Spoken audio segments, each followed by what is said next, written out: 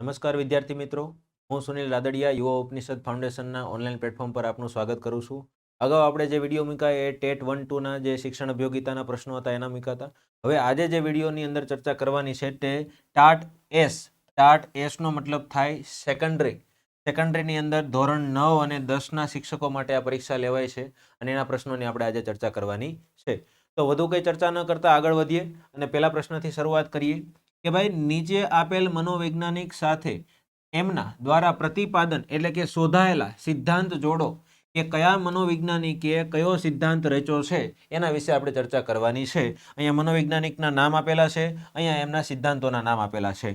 એક મનોવૈજ્ઞાનિક છે ફ્રોઈડ, સ્પિયરમેન, રોજર્સ અને ટોરેન્સ. સિદ્ધાંતો છે દ્વિઘટક સિદ્ધાંત, સર્જનાત્મકતા પરીક્ષણ, મનોવૈજ્ઞાનિક વિશ્લેષણ કે પછી પ્રાયોગિક તકનીકો અને જુદા જુદા ઓપ્શન આપેલા છે.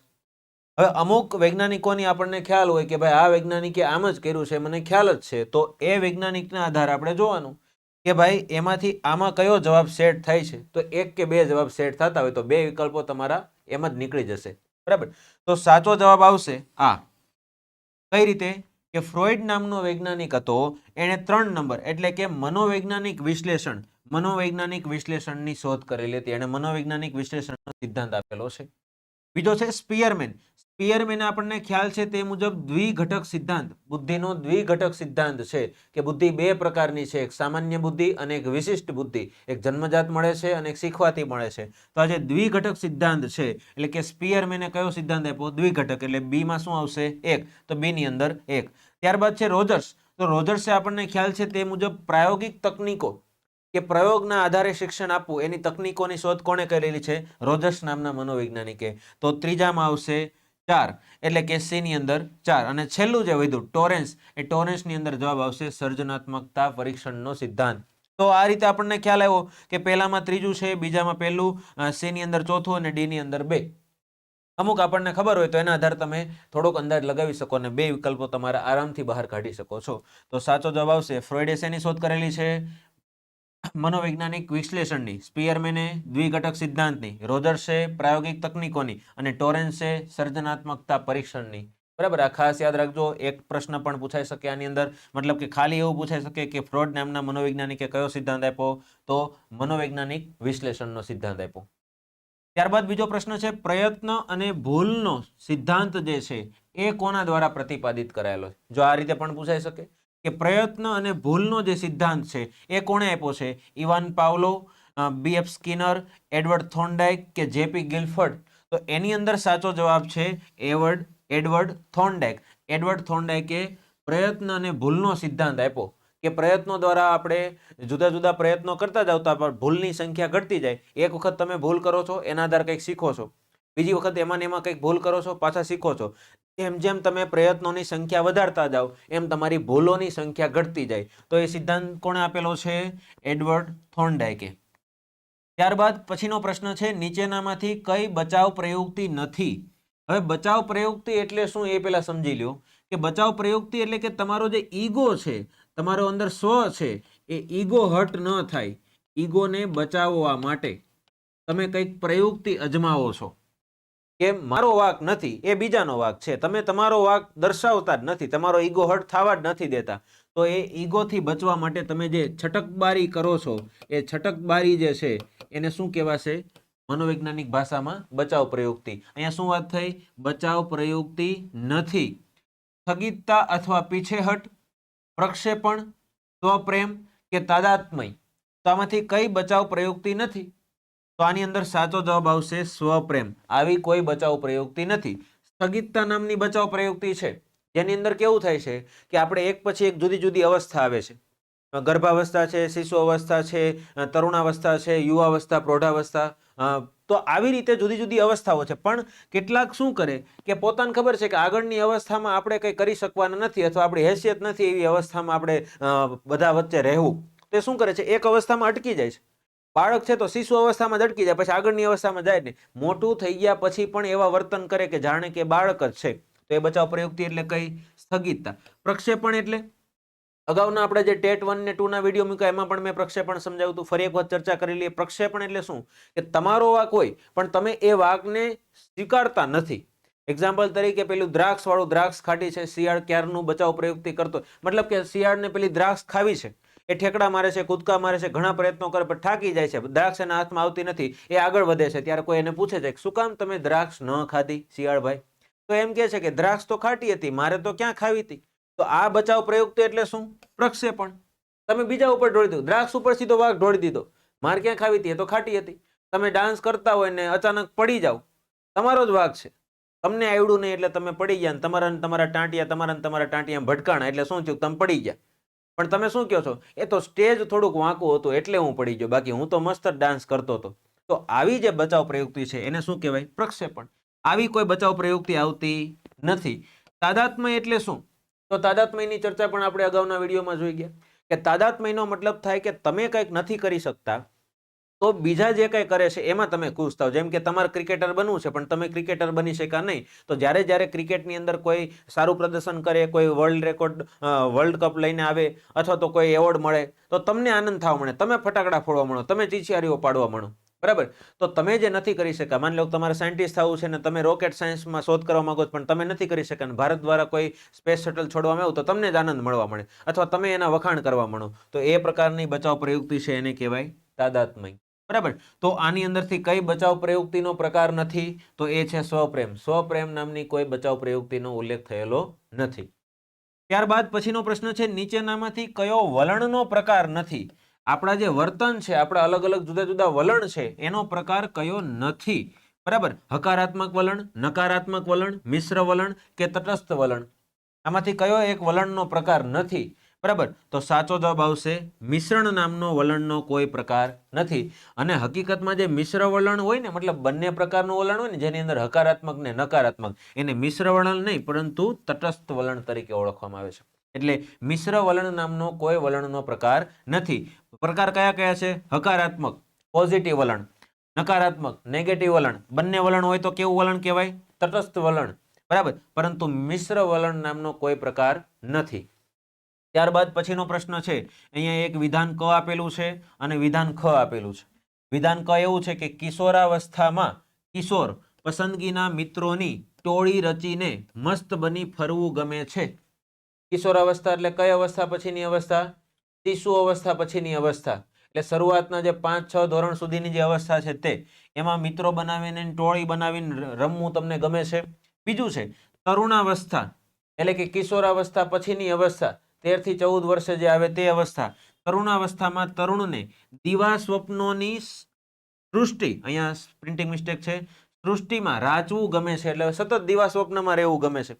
દીવા સ્વપ્ન બોલે તો શું થશે? કે દિવસે સ્વપ્ન જોવા, ખુલ્લી આંખે સ્વપ્નો જોવા, ઊંઘા પછી ઘણા સપના, પણ અહીંયા ઘણા ખુલ્લી આંખે સ્વપ્ન જોશે. દીવા સ્વપ્નના બેસ્ટ ઉદાહરણ છે એક જેઠાલાલ અને એક પોપટલાલ. ભીડે આવી જાય પણ પેલા જેઠાલાલ ને પોપટલાલની ચર્ચા કરીએ. જેઠાલાલ દીવા સ્વપ્ન કેવા જોશે? જેવો સવારે પેલો કળશ લઈને ઓમ સૂર્યાય નમઃ કરવા જાય ને બાજુની બાલ્કનીમાં દેખાય કોણ? બબીતાજી, તરત દીવા સ્વપ્નમાં સરી પડે. બે સાથે ફરવા વહી ગયા હોય, ક્યાંક જમવા વહી ગયા હોય, કોઈ હોટલમાં ગયા હોય, એક ગાડીમાં ફરતા હોય, આવા દીવા સ્વપ્ન જોવા મળે, બરાબર? પછી એ ભાનમાં આવે.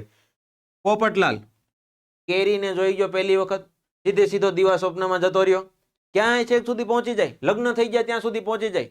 એમાં હમણાં કંઈક કોયલ નામનું એવું તો કોયલ સાથે તો એના બચ્ચા પેદા કરી નાખ્યા હોય, બરાબર? તો એટલા બધા દીવા સ્વપ્નમાં ઘૂસી જાય. અને આપણું ઘણી વખત એવું હોય, બેઠા બેઠા આપણે એવા વિચારો કરતા હોય, ક્લાસરૂમમાં ખાલી એક વસ્તુ આવી લાગણી અથવા પ્રેમ વિશે, અને આપણે આપણા પ્રેમમાં ડૂબી પડ્યા. એની સાથે લગ્ન કરી લીધા હોય, છોકરાએ પેદા કરી લીધા હોય, ચાલુ ગાડીમાં આપણે આગળ જતો, એક આગળ બેઠું હોય, એક વચ્ચે બેઠું હોય, એવી કલ્પના કરી લીધી હોય. થોડીક વાર પછી જ્યારે આપણે પાછા આવીએ ત્યારે ખબર પડે. તો આ દીવા સ્વપ્ન જોવાની ટેવ શું તરુણાવસ્થામાં હોય છે અથવા તો કિશોરાવસ્થા વાળા ટોળી બનાવીને રમવાનું પસંદ કરે છે? આ બે વિધાન છે. હવે આપણને પૂછવામાં આવે કે ભાઈ ક અને ખ બંને ખોટા છે, ક અને ખ બંને સાચા છે, ક ખોટું છે પરંતુ ખ સાચું છે, અને છેલ્લું ક સાચું છે પરંતુ ખ એક ખોટું છે. તો આમાંથી કયો જવાબ સાચો છે એ આપણે પસંદ કરવાનો છે. બે વિધાન આપણે સમજી લીધા. તો સાચો જવાબ આવશે ક અને ખ બંને સાચા છે. તમને એમ થાય જેઠાલાલ ને પોપટલાલ થોડા તરુણાવસ્થામાં આવે, પણ ઘણા બધા કેવા હોય, અવસ્થા સ્થગિતતા કરી લીધી હોય ને, બાળ સહજ વર્તન કરે. જેઠાલાલ ઘણી વાર વાકમાં હોય ને તો બાબુજી સામે બાળ સહજ વર્તન કરે, જાણ કે નાનું બાળક હોય. એટલે કદાચ બની શકે તરુણ અવસ્થામાં જેઠાલાલ અટકી જશે. એ તે પોપટલાલ પણ અટકી જશે. તો તરુણાવસ્થાના બાળકો મોટા ભાગે દીવા સ્વપ્ન જોશે. આ વિધાન પણ સાચું છે. જ્યારે કિશોરાવસ્થા વાળા છે ટોળી બનાવીને રમશે. તમે જોઈ લેજો 5મા ધોરણ સુધી આપણને એવું જ હોય, મિત્રો બોલાવા આવે, ટોળામાં રમવા જઈએ, ક્રિકેટ રમવા જઈએ, આમ રમવા જઈએ, ગોતવા પડે, સાંજ થાય ત્યાં જમવા નથી આવતા, ક્યાં ગયા એમ. તો ટોળા બનાવીને રમવાની વૃત્તિ કિશોરાવસ્થામાં હોય, દીવા સ્વપ્ન જોવાની વૃત્તિ તરુણાવસ્થામાં હોય. તો આપેલ બંને વિધાન કેવા છે? સાચા છે. બરાબર. ત્યારબાદ પછીનો પ્રશ્ન છે કે મનોવૈજ્ઞાનિક સત્યો અને સિદ્ધાંતોના જ્ઞાનમાં વૃદ્ધિ કરવામાં પ્રાયોગિક મનોવિજ્ઞાનનો ફાળો ન ગણ્ય નથી. ન ગણ્ય નથી એટલે કે ન ગણી શકાય એવું નથી, મતલબ અવશ્ય ગણવો જોઈએ, આવું સ્પષ્ટપણે માનનાર મનોવૈજ્ઞાનિક કોણ હતા? Valentine, Good and Hatt, Gilbert C Wrenn કે ડોનાલ્ડ જી મોર્ટેન્સન? બરાબર. સાચો જવાબ આવશે વેલેન્ટાઇન. યાદ રાખજો, વેલેન્ટાઇન એટલે 14 ફેબ્રુઆરી નથી, આ એક મનોવૈજ્ઞાનિકનું નામ છે. પણ તમને યાદ રહી જશે કે કયા મનોવૈજ્ઞાનિક એવું કીધું કે મનોવૈજ્ઞાનિક સિદ્ધાંતો અને વૃદ્ધિને એના કરવામાં પ્રયોગાત્મક મનોવિજ્ઞાનનો ખૂબ જ મોટો ફાળો છે, એવું કોણે કીધું? વેલેન્ટાઇન નામના વ્યક્તિએ. આજીવન કેળવણી એ સાંપ્રત યુગની અનિવાર્યતા છે. આજીવન કેળવણી એટલે કે મરો ત્યાં સુધી શીખો, મરો ત્યાં સુધી ભણો. આવું સાંપ્રત યુગની અનિવાર્યતા એટલે જરૂરી છે, અતિ આવશ્યક છે. આજીવન કેળવણીનું મહત્વ દર્શાવતું આ વિધાન કોણે કહેલું છે? ડોક્ટર ઝાકિર હુસેન, ગાંધીજી, ડોક્ટર રવિન્દ્રનાથ દવે કે ડોક્ટર યશપાલ? તો આની અંદર સાચો જવાબ આવશે ડોક્ટર યશપાલ. કયો જવાબ આવશે?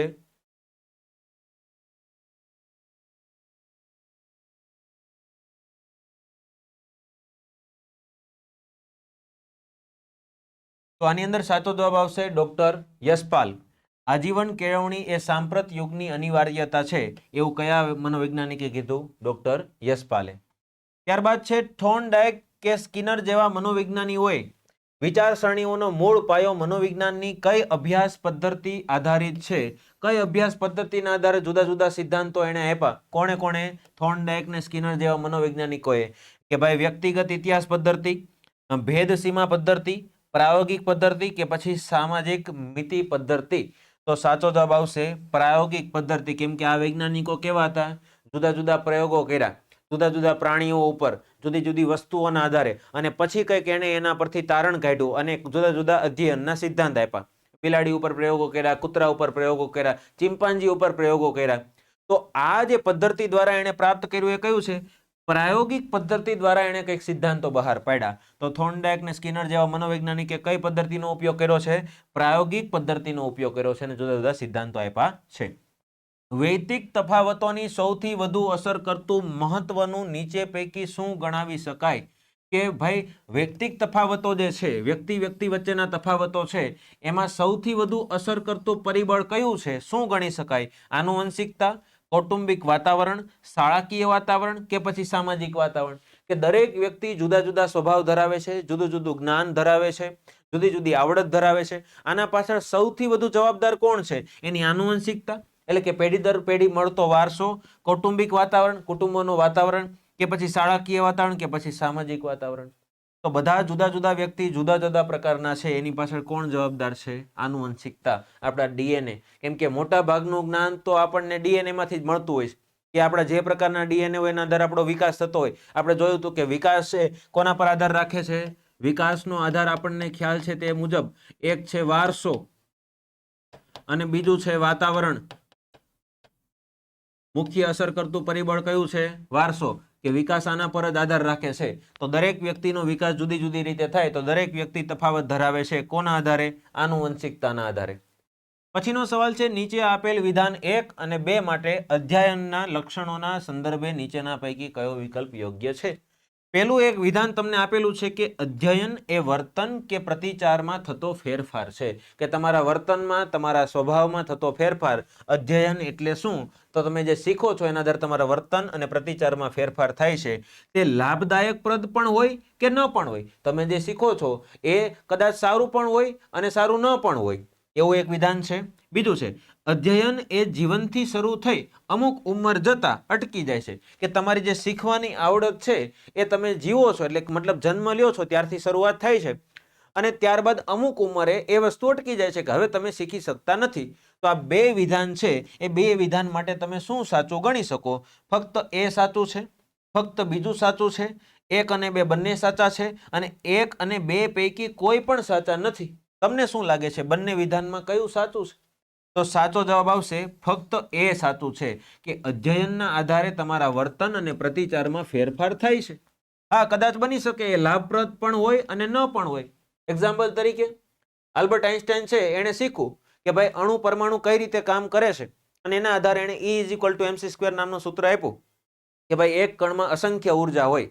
પરંતુ એના સૂત્રનો ઉપયોગ કરીને એક વૈજ્ઞાનિકે બોમ્બ બનાવી નાખ્યો કે યુરેનિયમના એક કણમાં એટલી બધી પુષ્કળ ઉર્જા હોય કે પૃથ્વીનો નાશ પણ થઈ શકે છે. તો બની શકે કે તમે જે શીખો છો એ લાભપ્રદ પણ હોય અને ન પણ હોય, પરંતુ આપણને ખબર છે આપણા વર્તન અને પ્રતિચારમાં ફેરફાર થાય એ પાકું.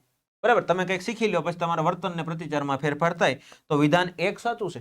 બીજું ખોટું છે. એનું કારણ છે જીવનથી શરૂ થાય છે પણ અમુક ઉંમર જતા અટકી જાય. આ વસ્તુ ખોટી. શીખવા વાળા મરે ત્યાં સુધી શીખી શકે. વૃદ્ધ વ્યક્તિ છે તો શું ન શીખી શકે? એ પણ શીખી શકે. બરાબર, તો આ બીજું વિધાન કેવું છે? ખોટું. તો માત્ર પહેલું વિધાન એક જ સાચું છે. તો આવા વિધાનો વાળા સવાલ છે ને એ સેકન્ડરી ને હાયર સેકન્ડરીની જે એક્ઝામ લેવાય છે, મતલબ કે ટાટ 1 ને ટાટ 2, એની અંદર આવા વિધાન વાળા સવાલ બહુ હશે, કેમ કે એ શિક્ષકોની વિચાર ક્ષમતા થોડીક વધુ હોવી જોઈએ. બીજું છે મહેશની શારીરિક ઉંમર 25 વર્ષ. શારીરિક ઉંમર કેટલી આપેલી છે? 25 વર્ષ. અને એની માનસિક ઉંમર જે છે એ કેટલી છે? 20 વર્ષ. શારીરિક ઉંમર આપી દીધી છે 25 વર્ષ, માનસિક ઉંમર આપી દીધી છે 20 વર્ષ. હવે પૂછ્યું છે કે મહેશનો બુદ્ધિઆંક કેટલો છે? અને હંમેશા યાદ રાખજો, ટેટ 1 હોય, ટેટ 2 હોય, ટાટ 1 હોય, ટાટ 2 હોય, બુદ્ધિને લગતો એક અથવા બે સવાલ તો આવે ને આવે જ. આ એક સવાલ આવી ગયો 25, 20, 80 અને 125. હવે સીધો તુક્કો મારે કાંઈ મેળ આવે નહીં, અથવા આમાંથી પાટિયા બેસાડે કાંઈ મેળ આવે નહીં. તમને શું ખ્યાલ હોવો જોઈએ? બુદ્ધિઆંક શોધવાનું સૂત્ર. આમાં સાચો જવાબ છે 80. કઈ રીતે? તો આઈક્યુ શોધવા માટેનું સ્ટર્નનું એક સૂત્ર છે જેની અંદર આપણને ખ્યાલ છે કે ભાઈ માનસિક વય છેદમાં શારીરિક વય ગુણ્યા 100. હવે આપણને બંને વય આપી દીધી છે. માનસિક વય કેટલી આપી છે? તો ભાઈ માનસિક ઉંમર જે છે એ કેટલી આપી છે? 20 વર્ષ. એટલે અંશમાં શું આવશે? 20. શારીરિક વય એટલે કે શારીરિક ઉંમર કેટલી આપેલી છે? 25 વર્ષ. છેદમાં શું આવશે? 25 ગુણ્યા કેટલા થાય? 100. 25 ચોક 100, 4 ગુણ્યા 20. આઈક્યુ કેટલો આવી જશે? 80. આ તમારો આઈક્યુ. બીજી એક વસ્તુ, શારીરિક વય કેવી રીતે નક્કી થશે? કે તમે જ્યારે આઈક્યુ ટેસ્ટ આપો છો ત્યારે 25 વર્ષના હો તો નીચે 25 લખવાનું, 40 વર્ષના હો તો 40 લખવાનું, 15 વર્ષે આઈક્યુ ટેસ્ટ આપી તો 15 લખવાના. અને માનસિક વય કેવી રીતે નક્કી થાય? કે તમે જે આઈક્યુ ટેસ્ટ આપી એના આધારે મનોવૈજ્ઞાનિકો તમારી એક ઉંમર નક્કી કરે જેને માનસિક વય કહેવાય. એ માનસિક વય ક્યાં આવશે? અંશમાં. એટલે કે માનસિક વય અને શારીરિક વયના ગુણોત્તરને આપણે બુદ્ધિઆંક તરીકે ઓળખીએ છીએ. તો અહીંયા સાચો જવાબ શું થશે? 80. ધ્યાન રાખજો, દર વખતે 20, 25 નહીં આપેલું હોય. અને કદાચ ઘણી વખત એવું બને કે ખાલી શારીરિક ઉંમર આપી દે અને પછી બુદ્ધિઆંક આપી દે. તમને શોધવાનું કે તો એની માનસિક વય કેટલી થાય? સૂત્ર આપણે મૂકી દેવાનું. બરાબર, કે માનસિક વય છેદમાં શારીરિક વય ગુણ્યા 100, એટલે તમને એનો આઈક્યુ મળી જાય. અહીંયા જવાબ થશે 80. પછીનો સવાલ છે પ્રેરણા એ વ્યક્તિની એવી માનસિક સ્થિતિ છે જે તેને કોઈ નિશ્ચિત વર્તન તરફ દોરે છે. પ્રેરણા એટલે શું? કે કોઈ વસ્તુમાંથી આપણે કંઈક પ્રેરણા મેળવીએ છીએ, કોઈ વ્યક્તિમાંથી, કોઈ વસ્તુમાંથી અથવા કોઈ પરિસ્થિતિમાંથી પ્રેરણા મેળવીએ છીએ જે તેને કોઈ નિશ્ચિત વર્તન તરફ દોરી જાય, કે એના આધારે એનું વર્તન ચેન્જ થઈ જાય છે. આ વ્યાખ્યા કયા મનોવૈજ્ઞાનિકે આપી છે? મેકડુગલે, એવરીને, વુડવર્થે કે ગેરેટે? બરાબર, તો સાચો જવાબ આવશે મેકડુગલે. કારણ કે આ મેકડુગલ નામના વૈજ્ઞાનિકે બધી જ જે સહજ વૃત્તિ છે, સહજ ભાવ છે એની વિશે વાત કરી. અગાઉના બંને વિડીયોમાં એક પ્રશ્ન પૂછાઈ ગયો હતો. સહજ વૃત્તિને એને કેટલા પ્રકાર આપેલા છે? 18. કે માનવ પ્રકૃતિની ટોટલ 18 પ્રકારની સહજ વૃત્તિ હોય અને સહજ વૃત્તિમાં એક પ્રેરણા પણ આવી જશે. બરાબર, ચાલો પછી છે અપવાદરૂપ બાળકોમાં કયા બાળકોનો સમાવેશ થતો નથી? અપવાદ એટલે શું? અપવાદ કોને કહેવાય? તો અપવાદ એટલે શું કે ભાઈ તમારો ક્લાસ છે, 7મા ધોરણનો ક્લાસ છે. હવે એમાં એનાઉન્સમેન્ટ કર્યું કે આપણે પ્રવાસનું આયોજન કરવાનું છે. બધા બાળકોની ઈચ્છા હોય પ્રવાસમાં જવું, પણ એક નબીરો એવો હોય એને એમ થતું હોય કે નહીં આપણે પરીક્ષા લેવી છે, નહીં મારે તો ભણવું છે, મને તો મારા પપ્પા અહીંયા ભણવા મોકલે છે, તો એ એક શું થઈ ગયો? અપવાદ. પણ હકીકતમાં એવું બને કે આખા ક્લાસને ભણવું છે પણ એક વ્યક્તિ એમ કહે છે કે સર પ્રવાસ ગોઠવો, તો એ શું થઈ ગયો? અપવાદ. મતલબ બધાને એક તરફ જવું હોય અને એક કંઈક ઊંધું દોડતું હોય તો એને શું કહેવાય? અપવાદ. બરાબર. તો અહીંયા અપવાદરૂપ બાળકો છે એના એક પ્રકાર પાડેલા છે. એ પ્રકારમાં કોનો સમાવેશ થતો નથી? અતિ તેજસ્વી બાળકોનો, મંદ બુદ્ધિ બાળકોનો, અંધત્વ ધરાવતા બાળકો એટલે કે અંધ બાળકો, કે પછી સામાન્ય બાળકો? આમાંથી કયા બાળકોને અપવાદરૂપ બાળકો ગણી શકાય નહીં? તો સાચો જવાબ આવશે સામાન્ય બાળકો. કેમ કે આ બધા અપવાદરૂપ છે. જો અતિ તેજસ્વી, આખો ક્લાસ અતિ તેજસ્વી ન હોય, અમુક જ હોય, એક કે બે જ. મંદબુદ્ધિ, આખો ક્લાસ મંદબુદ્ધિ ન હોય, એક કે બે જ મંદબુદ્ધિ હોય. અંધત્વ ધરાવતા, આખો ક્લાસ અંધ ન હોય, કદાચ કેટલાકને ચશ્મા હોય, બરાબર, અથવા કેટલાક એવા બાળા હોય, બધાય હોતા નથી. તો શું થયું? સામાન્ય બાળકોની સંખ્યા સૌથી વધુ હોય, કે એવરેજ બાળકો છે ક્લાસમાં 70 હોય એમાંથી 50 એવરેજ હોય. 2-5 અંધ બાળકો એટલે કે નંબર વાળા કે એવા ન દેખાતા બાળકો હોય, 2-5 મંદબુદ્ધિ હોય, અથવા તો 1-2 બાળકો તેજસ્વી હોય. તો તેજસ્વી બાળકો અથવા પ્રતિભાશાળી બાળકો, મંદબુદ્ધિ બાળકો અને અંધત્વ બાળકોનો સમાવેશ શેમાં થાય છે? અપવાદરૂપ બાળકોમાં. જ્યારે સામાન્ય બાળકોનો સમાવેશ અપવાદરૂપ બાળકોમાં થતો નથી.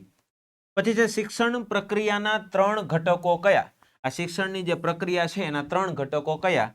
શિક્ષણ, શિક્ષક, પુસ્તક, શિક્ષક વિદ્યાર્થી શિક્ષણ, શિક્ષણ શીખવું અને અભ્યાસ, દિશા, સૂચનો અને કુશળતા. આમાંથી શિક્ષણના પાયાના ઘટકો કયા? તો સાચો જવાબ આવશે શિક્ષક, વિદ્યાર્થી અને શિક્ષણ. આ 3 વસ્તુ ભેગી થાય ને એટલે શું તૈયાર થાય? શિક્ષણની પ્રક્રિયા, કે જેમાં શિક્ષક જરૂરી છે, વિદ્યાર્થી જરૂરી છે અને શિક્ષણ એટલે કે અધ્યાપન, કઈ રીતે ભણાવવું છે, કેવું કેવું ભણાવવું છે, એ બધું જરૂરી છે. તો આ શિક્ષણના પાયાના 3 ઘટકો કયા કયા છે? શિક્ષક, વિદ્યાર્થી અને શિક્ષક. સર્વ મનોદૈહિક પદ્ધતિઓનું ગત્યાત્મક સંગઠન એટલે વ્યક્તિત્વ. આ વ્યક્તિત્વની જે વ્યાખ્યા છે એ કોણે આપી છે? તો માર્ટન, લેવિન, ગિલફર્ટ કે પછી ઓલ્પર્ટ? તો સાચો જવાબ આવશે ઓલ્પર્ટ. આ વ્યક્તિએ શેની વ્યાખ્યા આપી છે? વ્યક્તિત્વની. વ્યક્તિત્વની વ્યાખ્યા શું છે? સર્વ મનોદૈહિક પદ્ધતિઓનું ગત્યાત્મક સંગઠન એટલે વ્યક્તિત્વ. આવું કોણે કીધેલું છે? ઓલ્પર્ટે. બરાબર. કોણે કહ્યું કે રસ પ્રેરણાત્મક બળ તરીકે આપણને વ્યક્તિ, વસ્તુ, પ્રવૃત્તિઓમાં હાજરી આપવા માટે બળ પૂરું પાડે છે? Crow and crow, HR Bhatia, Skinner કે થોર્નડાઇક?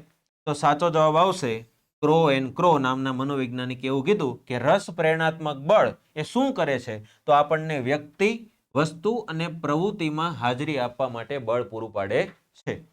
ત્યારબાદ પછીનો સવાલ છે કે જોડકા જોડો. જો ફરી પાછો આવો સવાલ આવ્યો, આવા સવાલો વધારે આવશે જે તમારો સમય માંગી લેશે. ક્રિયા દ્વારા શિક્ષણ, એમાં કયો વાદ કહેવાય? કુદરત દ્વારા શિક્ષણ, કયો વાદ કહેવાય? વિચાર, મૂલ્યો અને આત્મા, કયો વાદ કહેવાય? વિશ્વ જેવું તમે જુઓ છો તેવું જ છે, આમાં કયો વાદ આવશે? બરાબર. તો આની અંદર જુદા જુદા ઓપ્શન આપ્યા છે, આપણને અમુક આઈડિયા આવી ગયો હશે, એના આધારે આપણે જવાબ ટીક કરી શકીએ છીએ. બરાબર. સાચો જવાબ આવશે એ. પહેલામાં શું આવશે? એની અંદર ત્રીજું, એટલે કે આ વ્યવહારવાદ કહેવાય. ક્રિયા દ્વારા શિક્ષણ એટલે શું? વ્યવહારવાદ. બીજામાં શું આવશે? એક, કુદરત દ્વારા શિક્ષણ એટલે આપણને ખબર છે કુદરતી એટલે પ્રકૃતિ, તો કુદરત દ્વારા શિક્ષણ એને શું કહેવાય? પ્રકૃતિવાદ કહેવાય. ત્રીજામાં આવશે બીજું, એટલે કે વિચાર, મૂલ્યો અને આત્મા છે એ શું છે? અસ્તિત્વવાદ. આપણી આત્મા, આપણા મૂલ્યો, આપણા વિચારો એ શું છે? અસ્તિત્વવાદ છે. વિશ્વ જેવું તમે જુઓ છો તેવું, તો આની અંદર શું આવશે? વાસ્તવિકવાદ. કે વિશ્વ જેવું છે એવું જ તમે જુઓ. આપણે કેમ અરીસાની અંદર આભાસી પ્રતિબિંબ ને વાસ્તવિક પ્રતિબિંબ આવે, કે જેવું નથી એવું દેખાય તેને આભાસી કહેવાય, જેવું છે એવું જોઈ શકો તો એને શું કહેવાય? વાસ્તવિક. તો અહીંયા શું વાત કરી? વિશ્વ જેવું છે તેવું જ જુઓ છો, તો આ કયા પ્રકારનો વાદ છે? વાસ્તવિકવાદ છે. તો ફરી એક વખત રિપીટ કરી લઈએ. ક્રિયા દ્વારા શિક્ષણ એટલે વ્યવહારવાદ, કુદરત દ્વારા શિક્ષણ એટલે પ્રકૃતિવાદ, વિચાર, મૂલ્યો અને આત્મા એટલે અસ્તિત્વવાદ, અને વિશ્વ જેવું છે તેવું જ તમે જુઓ તો એને શું કહેવાય? વાસ્તવિકવાદ. તો આ ખાસ યાદ રાખવાનું છે. પછીનો સવાલ છે કે માનવ પ્રકૃતિની અસાધારણતા પર વિશેષ ભાર મૂકનાર અને માનવને ઈશ્વરની સર્વોત્તમ દેન ગણનાર વાદ એટલે કયો વાદ? કે આપણી અંદર જે કાંઈ છે એ બધું આ વાદના કારણે છે. તો તો એ કયા વાદના કારણે છે? આદર્શવાદના કારણે, પ્રકૃતિવાદના કારણે, વ્યવહારવાદના કારણે કે પછી અસ્તિત્વવાદના કારણે? તો સાચો જવાબ આવશે આદર્શવાદના કારણે. જો તમે આદર્શ વ્યક્તિ છો તો તમારી અંદર બધી જ ખાસિયતો હશે. ગુસ્સાને કંટ્રોલ કરી શકો, બધી વસ્તુને શીખવામાં તત્પરતા ધરાવો, બધા વ્યક્તિ સાથે સારી રીતે રહી શકો. આ બધું જ જે આપણી પ્રકૃતિ છે એ કોના કારણે છે? આદર્શવાદના કારણે. પછીનો સવાલ છે કેળવણીના કાર્યો સંદર્ભે જોડકા જોડો. ફરી પાછું એક જોડકું આવી ગયું કે ભાઈ વ્યક્તિલક્ષી કાર્ય આમાંથી કયું છે? સમાજલક્ષી કાર્ય આમાંથી કયું છે? વિશ્વલક્ષી કાર્ય આમાંથી કયું છે? અને સંસ્કૃતિલક્ષી કાર્ય આમાંથી કયું છે? બરાબર. તો તમે જોઈ શકો છો એક લખ્યું છે સામુદાયિક સન્મતિ માટે માર્ગદર્શનનું કાર્ય, 21મી સદીની અપેક્ષાઓનું ચિત્ર, સંસ્કૃતિનું સંવર્ધન, આધ્યાત્મિકતાના વિકાસનું કાર્ય. તો આપણને ખ્યાલ છે કે સાચો જવાબ શું આવશે? ડી. કારણ કે આ વ્યક્તિલક્ષી કાર્ય એટલે શું થયું? આધ્યાત્મિકતાના વિકાસનું કાર્ય. આધ્યાત્મિકતા કોનામાં આવી શકે? એક સામાન્ય એક જ વ્યક્તિમાં. બીજું છે સમાજલક્ષી કાર્ય. તો સમાજલક્ષી કાર્યની અંદર શું આવશે? માની લો કે તમે સામુદાયિક સન્મતિ માટે માર્ગદર્શનનું કાર્ય, મતલબ તમારા સમાજ માટે તમે માર્ગદર્શન, જેમ કે અત્યારે સ્નેહ મિલનો થાય અને સ્નેહ મિલનોમાં કોઈ વક્તાને બોલાવવામાં આવે અને એ વક્તા આખા સમાજને પ્રોત્સાહન પૂરું પાડતા હોય, એના સમજણો આપતા કે આપણા સમાજમાં આમ થઈ ગયા ને આપણા સમાજમાં તેમ થઈ ગયા ને આપણા સમાજને આવું કરવું જોઈએ. તો સમાજને જે માર્ગદર્શન પૂરું પાડે છે તો કયું કાર્ય થયું કહેવાય? સમાજલક્ષી કાર્ય. પછી છે વિશ્વલક્ષી કાર્ય. હવે અહીંયા આપણને ખબર છે કે ભાઈ 21મી સદીની અપેક્ષાનું ચિત્ર તૈયાર કરવું છે તમારે. 21મી સદીમાં વિશ્વ કેવું હશે એવું તમારે નક્કી કરવું, તો આખા વિશ્વનો વિચાર કરવો પડે. તો એ કયું કાર્ય થઈ ગયું? વિશ્વલક્ષી કાર્ય. અને સંસ્કૃતિલક્ષી કાર્ય લખેલું જ છે અહીંયા, સંસ્કૃતિનું સંવર્ધન. બરાબર. તો આ બધી વસ્તુ તમારે ખ્યાલ રાખવાનો છે. વ્યક્તિલક્ષી કાર્ય કયું છે, સમાજલક્ષી કયું છે, વિશ્વલક્ષી કયું છે અને સંસ્કૃતિલક્ષી. આમાં ઘણા બધા ફેરફાર કરી શકે, પણ તમારે તમારી પોતાની સ્વબુદ્ધિ લગાડીને, તર્ક શક્તિ લગાડીને આમાં વિચાર શક્તિ કરવી પડશે. ત્યારબાદ પછીનો સવાલ છે વ્યવહારવાદની શિક્ષણ જગતને ઉત્તમ ભેટ એટલે શું? પ્રોજેક્ટ પદ્ધતિ, બાલ કેન્દ્રી શિક્ષણ, જૂથ ચર્ચા કે પછી સેમિનાર? બરાબર. શું કીધું? વ્યવહારવાદનું ઉત્તમ ઉદાહરણ, ઉત્તમ ભેટ એટલે કોણ? તો જવાબમાં આવશે પ્રોજેક્ટ પદ્ધતિ, કે જે વ્યવહારમાં સૌથી વધારે કામ લાગતી હોય. તો કઈ પદ્ધતિ છે? પ્રોજેક્ટ પદ્ધતિ. ત્યારબાદ પછીનો સવાલ છે કે સાયકોલોજીમાં જે લોગોસનો અર્થ થાય જ્ઞાન, લોગોસનો અર્થ શું થશે? જ્ઞાન. તો પછી સાયકો એનો અર્થ શું થશે? આપણે ઘણી વખત બીજાને કહેતા હોય આ હાવ સાયકો જેવો છે, આ હાવ સાયકો છે. તો શું તમને લાગે છે આ સાયકોનો મતલબ શું થશે? આત્મા, મગજ, વ્યવહાર કે હૃદય? હવે આપણા શબ્દને લગતું તો આમાં કઈ એવું નહીં, કેમ કે આપણા શબ્દમાં સાયકો કોને કહેતા? ગાંડા જેવો એને. એમાં તો આવું કઈ એવું નહીં. તો અહીંયા જે સાયકો જે શબ્દ છે એનો અર્થ શું થશે? આત્મા. અને સાયકોના બીજા અર્થ પણ થાય, જેમ કે સ્વ અથવા પોતાની જાત એટલે કે પોતે, અથવા આત્મા અથવા મન. અને હવે આખો શબ્દ શું છે? સાયકોલોજી, એટલે કે આત્માનું જ્ઞાન અથવા તો સ્વનું જ્ઞાન અથવા પોતાનું જ્ઞાન અથવા તો મનનું જ્ઞાન. બરાબર. તો સામાન્ય રીતે આપણે જોઈ શકીએ છીએ કે સાયકોલોજી છે મનોવિજ્ઞાન જેને કહીએ છીએ, મનનું વિજ્ઞાન. બરાબર. તો એ શબ્દ ક્યાંથી આવેલો છે? ગ્રીક ભાષામાંથી. બે ગ્રીક શબ્દો છે, લોગોસ અને સાયકો. લોગોસનો મતલબ થાય જ્ઞાન, જ્યારે સાયકોનો મતલબ થશે સ્વ, પોતે, મન અથવા આત્મા. તો આમાંથી કયો શબ્દ આપેલો છે? આત્મા. બરાબર. ત્યારબાદ પછીનો સવાલ છે આઈક્યુ શોધવાનું સૂત્ર જણાવો. આપણે ગુજરાતીમાં લખ્યું હતું. શું લખ્યું હતું? માનસિક ઉંમર છેદમાં શારીરિક ઉંમર ગુણ્યા 100. એવું ક્યાંય અહીંયા આપેલું નથી. હવે આપણે સમજવું પડશે કે જે માનસિક ઉંમર છે એનું શોર્ટ ફોર્મ શું છે? માનસિક વય જે છે એનું શોર્ટ ફોર્મ શું છે? તો MA એટલે કે મેન્ટલ એજ. અને જે શારીરિક ઉંમર જે છે એ શારીરિક ઉંમરનું શોર્ટ ફોર્મ શું છે? ક્રોનોલોજીકલ એજ એટલે કે CA. હવે આપણા માટે આઈક્યુ નું સૂત્ર બની જાય માનસિક વય MA મેન્ટલ એજ છેદમાં શારીરિક વય CA ક્રોનોલોજીકલ એજ ગુણ્યા 100. આવું સૂત્ર ક્યાં આપેલું છે? તો આની અંદર જવાબ છે MA છેદમાં CA ગુણ્યા 100. ગુણ્યાના બદલે અહીંયા શું આપેલું છે? ફૂદડી. બરાબર. તો આને આપણે શું સમજવાનું છે? ગુણ્યા. તો સાચો જવાબ શું આવશે? મેન્ટલ એજ છેદમાં ક્રોનોલોજીકલ એજ ગુણ્યા 100. એટલે શું થશે? આઈક્યુ. આઈક્યુ વાળો સવાલ બીજો આવ્યો. મેં તમને વાત કરી હતી કે બુદ્ધિને લગતો કોઈ પણ સવાલ આવી શકે. બુદ્ધિઆંકને લગતો આવે, બુદ્ધિઆંક શોધવાનું સૂત્ર આવે. બરાબર. હવે વાત છે શિક્ષણ વર્ગખંડમાં સામાજિકતા મિતિ રચના કરી પ્રતિસારો મેળવે છે વર્ગનો સૌથી લોકપ્રિય વિદ્યાર્થી શું કહેવાય? આપણે શું જોવાનો પ્રશ્ન શું છે કે વર્ગનો સૌથી લોકપ્રિય વિદ્યાર્થી હોય એને આપણે શું કહેશું? એકલવાયો વિદ્યાર્થી કહીશું, તારલો કહીશું, ચાંદલો કહીશું કે પછી સામાજિક કહીશું?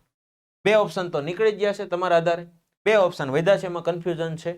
તો આ એકલવાયા તો ન જ કહેવાય. સૌથી લોકપ્રિય વિદ્યાર્થી હોય થોડો એકલો બેઠો હોય, લોકપ્રિયતા હોય તો બધા ટોળું ભરીને બેઠા છે. સામાજિક પણ ન કહેવાય કેમ કે હજી તો એને લાયક પણ ન હોય. વધ્યા કોણ? તારલો કે ચાંદલો? તો તમે વર્ગના સૌથી હોશિયાર વિદ્યાર્થીને શું નામ આપશો? તારલો કહેશો કે ચાંદલો કહેશો?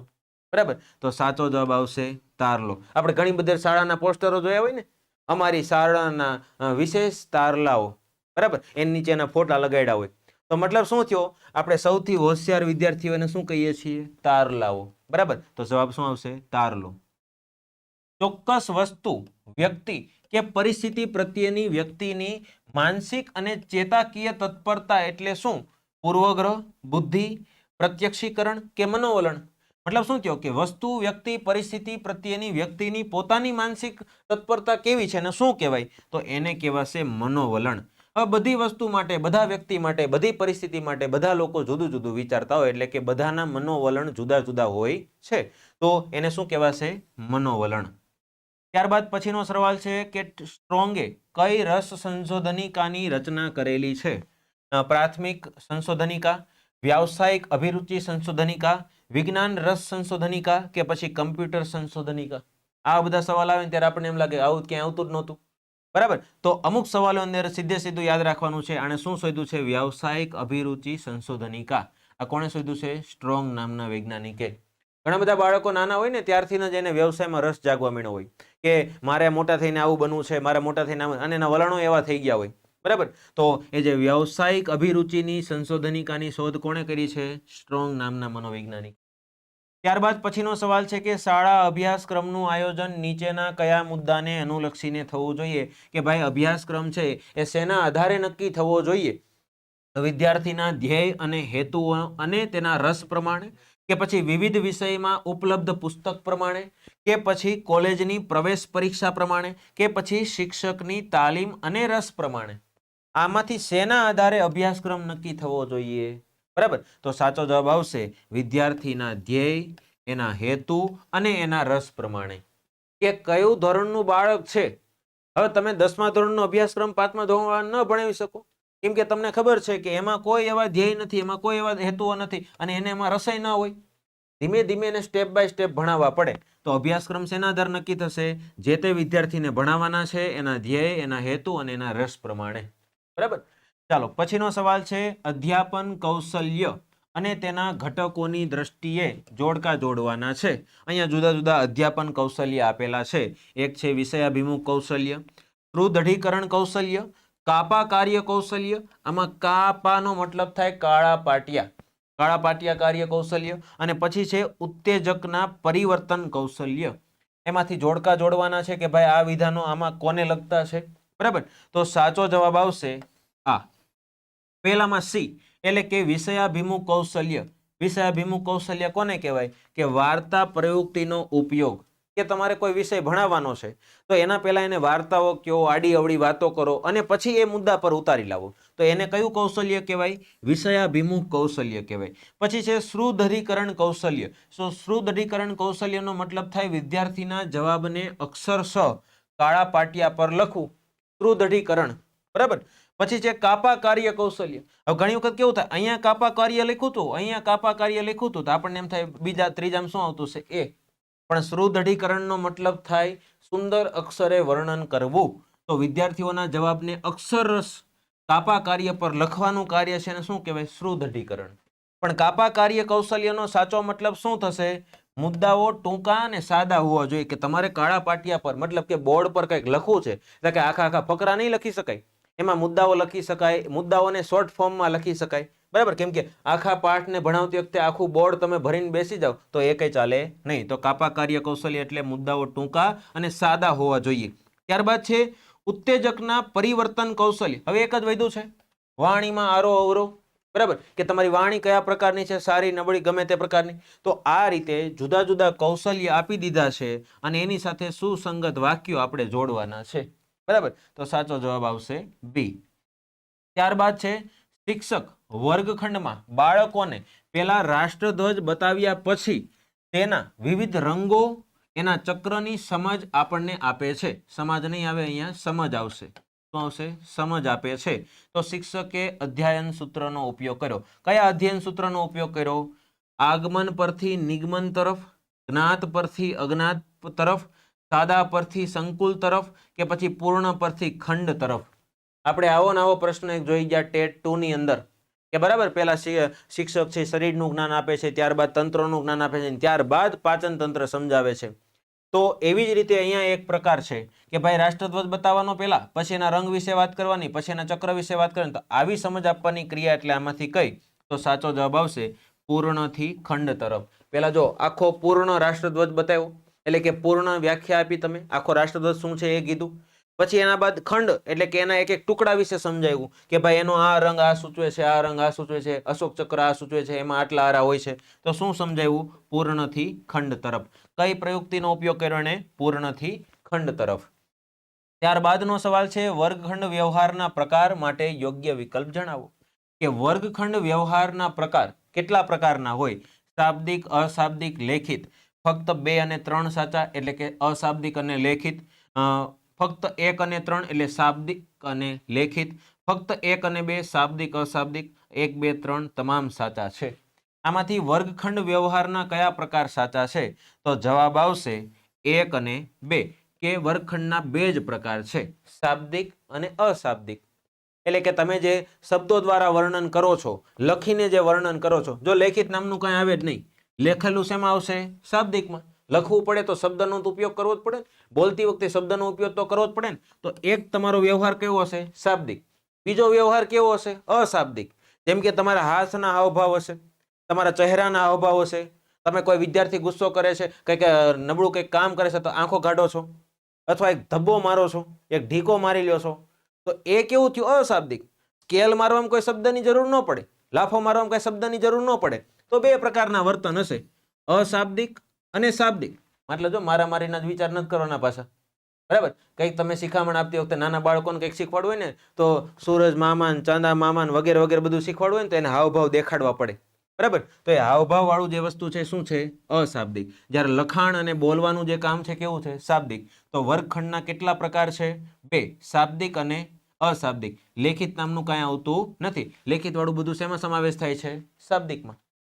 ત્યારબાદ છે કોઈ ચોક્કસ હેતુ, સમય મર્યાદા કે સ્થળ વગરના શિક્ષણને શું કહેવાય? કઈ સમય મર્યાદા ન હોય, કોઈ સ્થળ ફિક્સ ન હોય કે અહીંયા જ ભણવા બેસવાનું, આ બેન્ચ પર બેસવાનું, આ વિષય જ ભણવાનો, કાંઈ નક્કી ન હોય, એવા શિક્ષણને કેવું શિક્ષણ કહેવાય? પરોક્ષ શિક્ષણ, વ્યક્તિગત શિક્ષણ, અનૌપચારિક શિક્ષણ, કે પછી ઔપચારિક શિક્ષણ?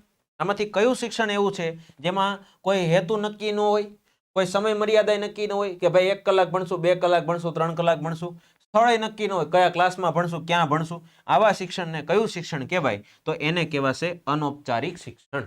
બરાબર. ઔપચારિક બોલે તો જેમાં વર્ગખંડ નક્કી હોય, વિષય નક્કી હોય, આ વિષય આ વ્યક્તિ જ ભણાવશે એ નક્કી હોય, આટલા કલાક જ ભણાવશે એ નક્કી હોય. વ્યક્તિગત શિક્ષણ એટલે કે એક જ વ્યક્તિને આપવામાં, પર્સનલ બેચ કહીએ ને આપણે, એ વ્યક્તિગત શિક્ષણ છે. બરાબર. અને પરોક્ષ શિક્ષણ, આડકતરી રીતે શિક્ષણ આપવું. તો એવા બધા શિક્ષણમાં હેતુ નક્કી હોય, મર્યાદા નક્કી હોય, સમય મર્યાદા સ્થળે નક્કી. પણ અનૌપચારિક એટલે ફોર્માલિટી વગરનું બધું, ગમે ત્યાં જઈને ગમે શિક્ષણ આપી દેવું. જેમ કે કોઈ પિતા છે એના બાળકને આંગળી પકડીને ક્યાંક લઈ જાય છે તળાવ પાસે, અને ત્યાં 1-2 માછલી દેખાય છે ને એના વિશે એને સમજાવે છે કે માછલી પાણીમાં રહી શકે છે ને આપણે પાણીમાં રહી શકતા નથી ને એ જળચર પ્રાણી કહેવાય. તો આવું બધું છે શિક્ષણ આપી દીધું, એને શું કહેવાય? અનૌપચારિક. અને જરૂર નથી આંગળી પકડીને તળાવે જ લઈ જાય. તળાવે જતા ત્યાં જઈને જોયો તો પાણી ખાલી છે, એ બીજે ક્યાંક લઈ જાય ને એને કંઈક બીજું શીખવાડ દે. બરાબર. તો એમાં કોઈ ફિક્સ ન હોય, સમય મર્યાદા, સ્થળ બળ કાંઈ નક્કી ન હોય, તો એને કેવું શિક્ષણ કહેવાશે? અનૌપચારિક શિક્ષણ. તો આપણે આટલા પ્રશ્નોની ચર્ચા કરી. બરાબર, જે તને પસંદ આવ્યા હશે. અને ખાસ કે અગાઉના આપણે જે વિડીયો મૂક્યા છે ટેટ 1 અને ટેટ 2 ના, એ જોવાનું ચૂકશો નહીં, કારણ કે કોઈ પણ પરીક્ષામાં ગમે ત્યાંથી પ્રશ્ન પૂછાઈ શકે. આમાં લેવલ બધાનું નક્કી છે, પણ પ્રશ્ન ક્યાંથી આવે નક્કી ન હોય. ટોપિક બધાના સેમ છે. બરાબર. અને આ શિક્ષક અભિયોગિતા જે કસોટી છે ને એ તો બધા માટે ફિક્સ છે કે આ વિડીયો તમારા એટલા કામના છે કે તમે ટેટ 1 આપતા ના હોય, ટેટ 2 આપતા હોય, ટાટ 1 ટાટ 2 ગમે તે પરીક્ષા આપતા હોય, આ વિષયમાંથી તો પ્રશ્ન આવે ને આવે જ, કેમ કે આ મુખ્ય વિષય છે તમારા શિક્ષક બનવા માટેનો. તો વિડીયો ગમ્યો હોય તો વિડીયોને લાઇક કરજો, વધુને વધુ લોકો સુધી શેર કરજો અને આ ચેનલને સબસ્ક્રાઇબ કરવાનું ભૂલતા નહીં. ત્યારબાદ એક બીજી વસ્તુ છે કે ભાઈ યુવા ઉપનિષદ દ્વારા 60 કરતાં પણ વધુ પુસ્તકો પબ્લિશ થઈ ચૂક્યા છે. એમાંથી તમારે પરીક્ષાની જે તૈયારી કરતા એને લગતા પુસ્તકો તમે મેળવી શકો છો. અને કોઈ પણ સરકારી ભરતીની કોઈ પણ માહિતી જોતી હોય તો ટેલિગ્રામ, ઇન્સ્ટાગ્રામ, ફેસબુક પરથી પણ તમે યુવા ઉપનિષદના જે એકાઉન્ટ છે એને પરથી મેળવી શકો છો. તો આપણે અહીંયા સુધી આ વિડીયોને અટકાવીએ છીએ. ફરી પાછા મળીશું એક નવો ટોપિક લઈને, નવા વિડીયો સાથે. ત્યાં સુધી જય હિન્દ, જય ભારત.